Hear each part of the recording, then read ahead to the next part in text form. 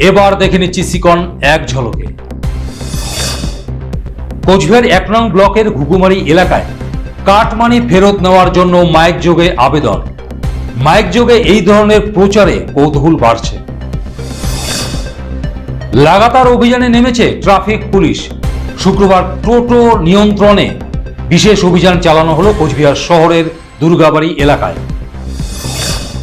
বিশেষ অভিযান চালিয়ে কাশি সিরাপ সহ নেশাদ্রব্য উদ্ধার করল পুলিশ। দিনাটার সাহেবগঞ্জ থানার অন্তর্গত চাঁদেরকুটি এলাকার ঘটনা। ভারতীয় জনতা পার্টির পক্ষ থেকে একটি সংবর্ধনা সভার আয়োজন করা হয় পুঁটিমারি ফুলেশ্বরী অঞ্চলের কেদারহাটে। সেই সংবর্ধনা অনুষ্ঠানে উপস্থিত ছিলেন স্পিকার রথীন্দ্র বোস। তুফানগঞ্জের জায়গির চিলাখানা থেকে উদ্ধার হলো একটি গন্ধ গোকুল। পরবর্তীতে এই প্রাণীটিকে বন দপ্তরের হাতে তুলে দেওয়া হয়। অন্নপূর্ণা যোজনার ফর্ম বিলি শুরু হলো দিনাটার বিভিন্ন এলাকায়। কোচবিহার উত্তর বিধানসভা কেন্দ্রের নবনির্বাচিত বিধায়ক সুকুমারাকে সংবর্ধনা জানানো হলো পুন্ডিবাড়িতে। এই উপলক্ষে বিজয় সংবর্ধনা কর্মসূচি অনুষ্ঠিত হয় সেখানে।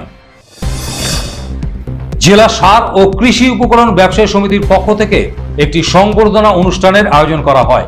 এই অনুষ্ঠানে জেলার নবনির্বাচিত বিধায়কদের সংবর্ধনা জানানো হয়।